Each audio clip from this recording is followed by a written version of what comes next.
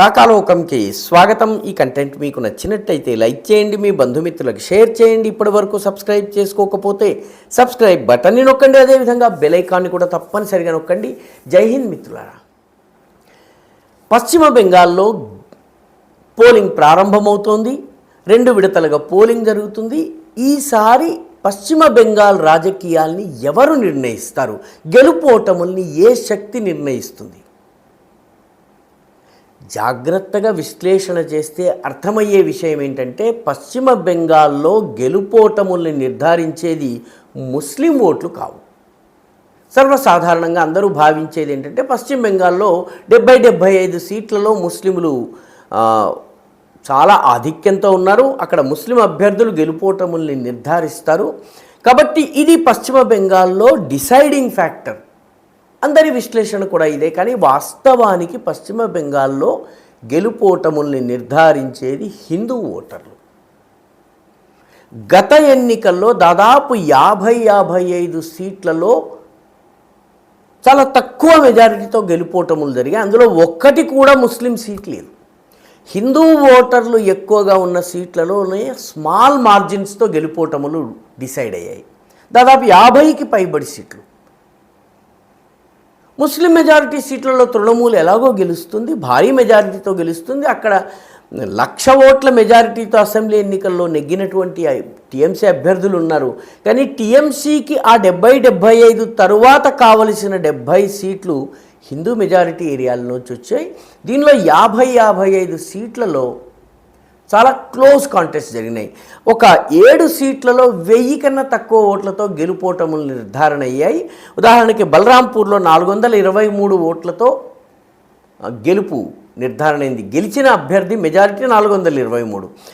దాంతంలో 623 majority. తామ్లుక్లో 793 majority. జల్పాయిగుడిలో 941 గెలిచిన అభ్యర్థి majority. ఘాతాల్ నియోజకవర్గంలో 966, కుల్టీ నియోజకవర్గంలో 679, అదేవిధంగా దీనహట ఇక్కడ 57. బీజేపీ గెలిచింది అక్కడ 57 ఓట్లతో. కాబట్టి ఈ 7 సీట్లలో కొద్దిగా అటు ఇటు అయినా కూడా ఫలితం మారిపోతుంది. ఇట్లాంటి సీట్లు మరొక 22 సీట్లలో బీజేపీ గెలిచింది. దాని మెజారిటీ 5,000కు తక్కువ, 5,000 అంతకన్నా తక్కువ. బీజేపీ గెలిచింది దాదాపు 22 సీట్లు. ఈ 7 + 22. అదేవిధంగా తృణమూల్ కాంగ్రెస్ కూడా క్లోజ్ కంటెస్ట్లో 5,000 కన్నా తక్కువ సీట్లతో గెలిచింది. ఒక 13 సీట్లు ఉన్నాయి. 7,000, 8,000, 6,000 ఇట్లా ఓడిపోయినటువంటి సీట్లు మరొక 30,000 ఉన్నాయి.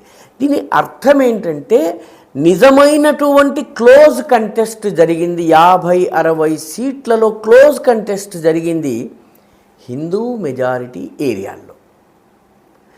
ఇక్కడ గనక బీజేపీ ఆ చిన్న మార్జిన్ని అటు ఇటు చేసుకోగలిగి మార్జిన్ని పెంచుకోగలిగినట్టయితే, తృణమూల్ కాంగ్రెస్ని ఓడించగలిగినట్టయితే, 10,000 కన్నా తక్కువ ఉన్నటువంటి నియోజకవర్గాల్లో తృణమూల్ యొక్క మెజారిటీని తగ్గించగలిగితే, ఇప్పుడున్న 77 సీట్లతో పాటు బీజేపీకి అదనంగా సీట్లు వస్తాయి. ప్రభుత్వం ఏర్పాటుకి మార్గం సుగమమవుతుంది. కాబట్టి లాస్ట్ టైం బీజేపీ 77 సీట్లు గెలుచుకుంది ముస్లిం సపోర్ట్ లేకుండా.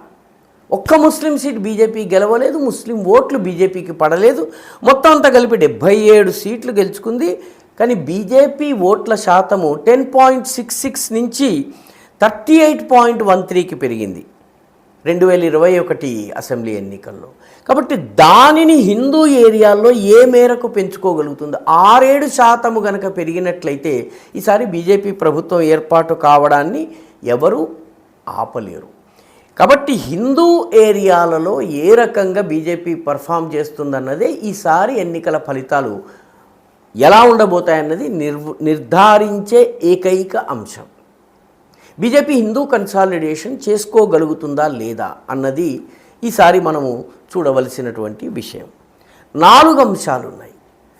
ఒకటి, సంక్షేమ పథకాలు. మమతా బెనర్జీ కొన్ని సంక్షేమ పథకాలు ఇస్తోంది. అట్ ది సేమ్ టైం కేంద్ర ప్రభుత్వానికి చెందిన అనేక సంక్షేమ పథకాల్ని ఆపేసింది.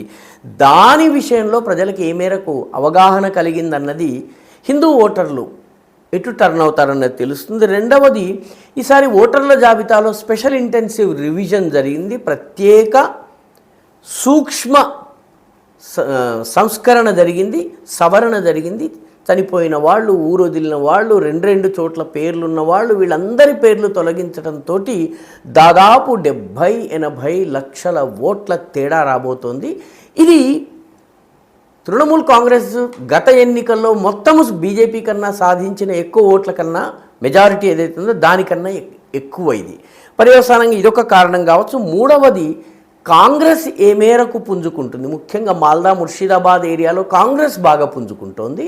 అదేవిధంగా మజ్లిస్, ఐఎస్ఎఫ్ వంటి పార్టీలు, హుమాయూన్ కబీర్ వంటి పార్టీలు ఏ మేరకు ముస్లిం ఓట్లు చీలుస్తాయన్న దాని మీద తృణమూల్ కాంగ్రెస్ కనుక ముస్లిం బెల్ట్లో ఒక 10 సీట్లు కోల్పోయిన ఫలితం తారుమారయ్యే అవకాశం ఉంది. అదేవిధంగా నాలుగవది, తృణమూల్ కాంగ్రెస్ యొక్క ఓట్లు ఏవైతే ఉన్నాయో అవి ఇంకా పెరిగే అవకాశం లేదు, తగ్గే అవకాశం ఉంది. బీజేపీ ఓట్లు పెరిగే అవకాశం ఉంది. అక్కడ ఉన్నటువంటి వాతావరణం చూస్తే ఈ ఓట్ల శాతాన్ని బీజేపీ పెంచుకోవడం పైన గెలుపోటములు ఆధారపడి ఉంటాయి.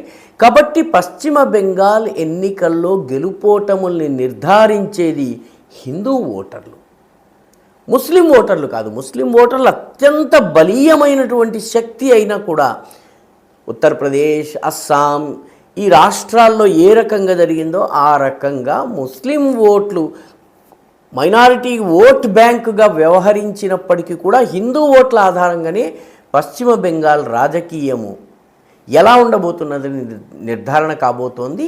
కాబట్టి ఈ సీట్లలో బీజేపీ ఏ మేరకు ఆర్గనైజేషనల్లీ పనిచేసింది, ఏ మేరకు తృణమూల్ కాంగ్రెస్ పనిచేసిందన్న దాని మీదనే పశ్చిమ బెంగాల్ ఫలితము ఆధారపడి ఉంటుంది.